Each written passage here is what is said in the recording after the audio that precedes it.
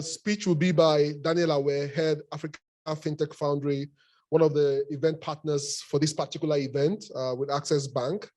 That is Daniel Aware. Is Daniel online?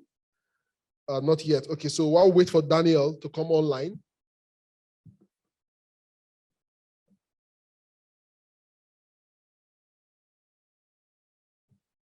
Okay, so scaling the startup ecosystem in Nigeria. Startups have put us on the map and they continue to put us on the map. Okay, I understand that Daniel isn't here. So representing Daniel from the Africa FinTech Foundry is Timothy. Timothy, please round of applause for him. He'll be sharing on scaling the startups ecosystem in Nigeria. Welcome. Thank you very much. Good day, everyone.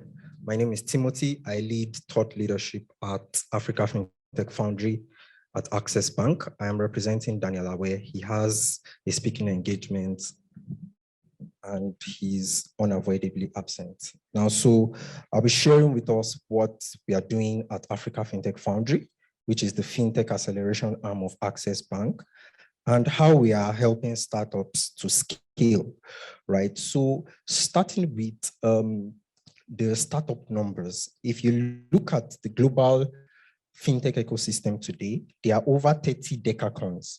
Next slide, please.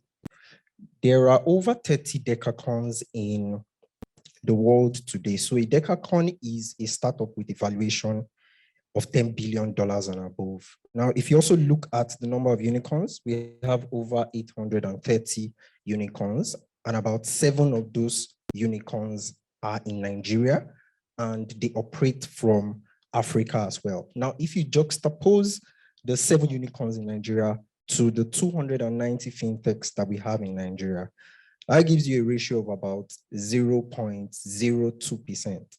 Now, what that means is that the ratio of unicorns to startups in Nigeria is 0.02%. Now, and that provides credence to the study that was done by a gentleman called Alan Lee. He was the one that coined the term unicorn in 2013, and he used it to explain startups that are worth $1 billion and above, right? And he said that a startup has a 0.00006% chance of becoming a unicorn as at 2013. Now, but fast forward to 2015, other studies, were undertaken, and that number jumped to 1.28%. Now, so if you place Nigeria somewhere, you notice that Nigeria is somewhere in that number. Now, in as much as there is a good development or a good move from 0.06% to 1.28 globally, it's still a far cry from what we want to achieve as an ecosystem, as a country, right? Now, if you also look at some certain other statistics, I mean, there's some statistics that says that it will take about 7 years before you become a unicorn. But we've seen startups in Nigeria today that have broken that trend. Startups formed 3 years ago have become unicorns.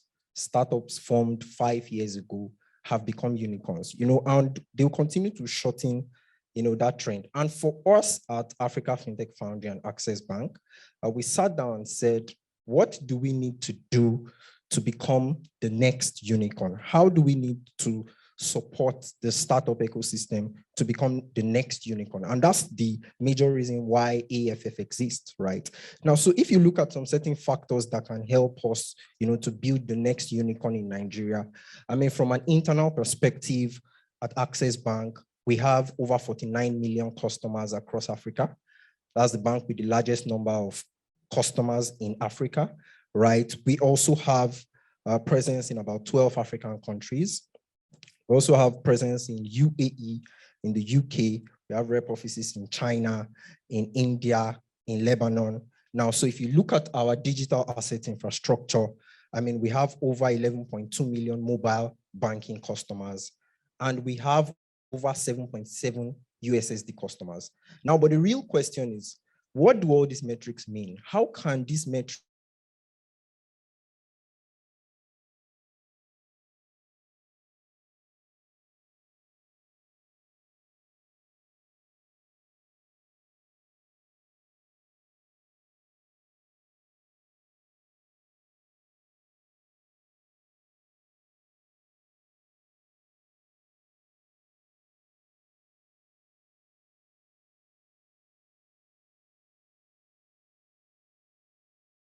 now. So we are building in Nigeria, we are supporting in Nigeria, but we also have a global outreach as well. So if you look at the external factors, and you look at Nigeria's population, we believe very much that the population is something that can help us to scale. Nigeria has over 200 million people, and a bulk of that percentage is youths. So you have the right population where you can test your product, and they can give you feedback and all of that. So if you look at clients like China, where Alipay and WeChat have over 1 billion users, is because they have supported apps that they built. And I believe that we can pretty much do the same in Nigeria because we have the right population to test innovation, and to scale. Then if you look at returns on investment as well, there was a meeting that was held by Economist Intelligence Unit recently in Abuja, where they came to the conclusion that Nigeria's return on investment is 35%, which is one of the highest in the world.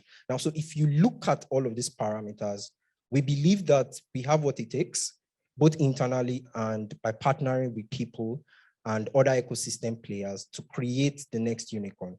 The chances look slim, but I believe that if we press forward, we can actually achieve better. Now, so from an internal perspective,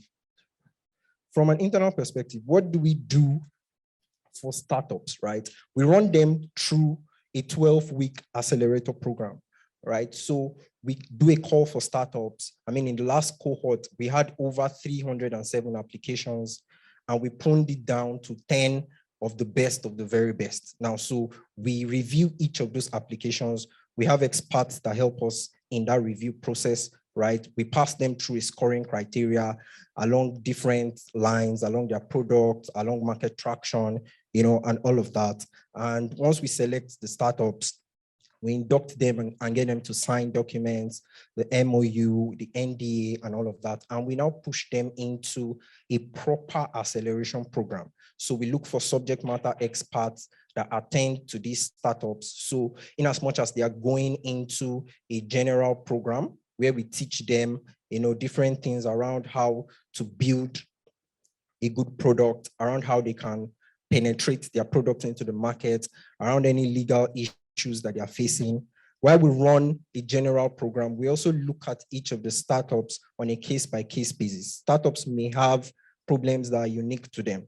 Now, so we look at it that way, look for subject matter experts that can help them, and connect them with those people that can help them to solve the problems that they face at the time. Now, once they are done with the accelerator program, we now organize a demo day, which is a day where the startups now come and pitch to investors, right? Because the whole essence of all of this grooming and all of the sleepless nights is to ensure that you can get funding to scale your business.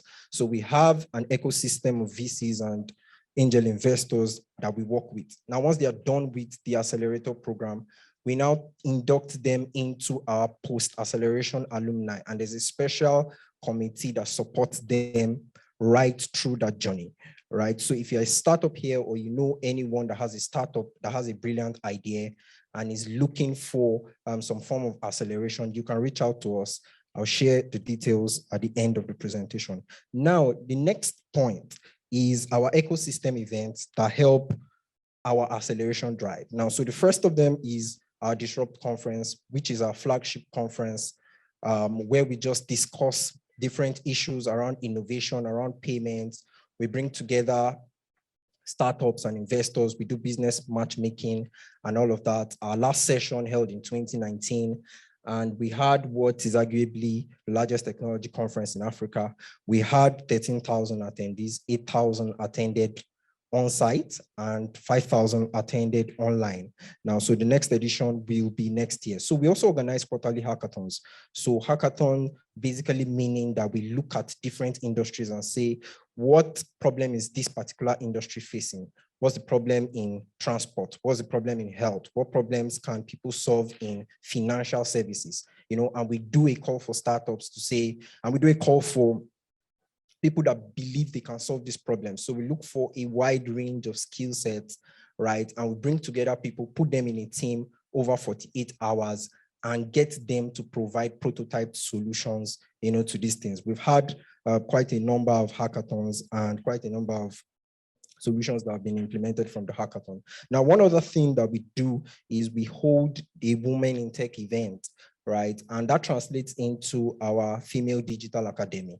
So we know that only 29% of women in STEM actually have high roles in STEM. Now, so what we've done is that we're trying to support the women ecosystem by creating an academy for them. So we train them in AI, in data analytics. We get subject matter experts to train them over a period of time, right? And they get certificates, and we now try to help connect them to different places where they can use those skill sets that they've gained. So next is our key partners. We work with a whole lot of partners from venture capitalists on demo day. I mean, there are different startups that we push to these venture capitalists and these business angels and, the likes and all of that. So we also partner with academic institutions. There's a design competition. It's called PAADC.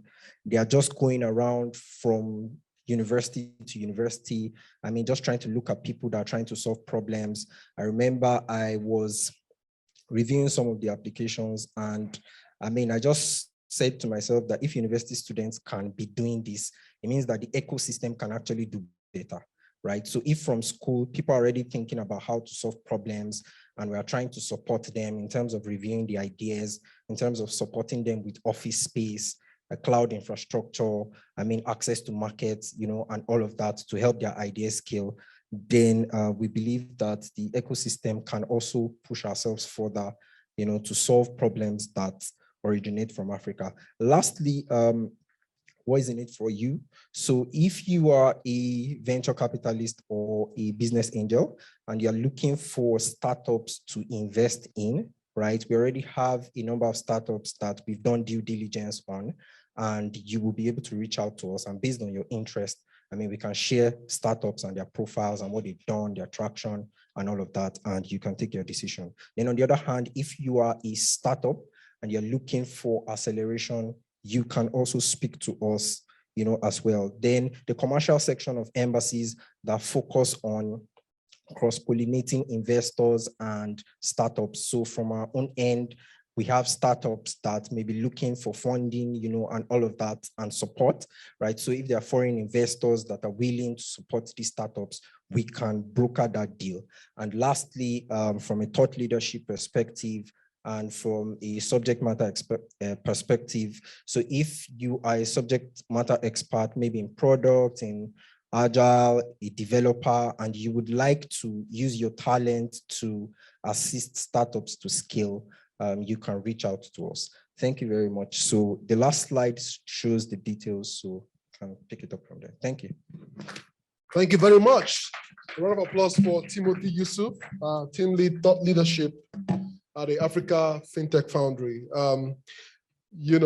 Thumbs up to Access Bank and AFF, because it's been a while they've been at this, and frankly, they've been at it, from the days of Victor, until now. So kudos to the team.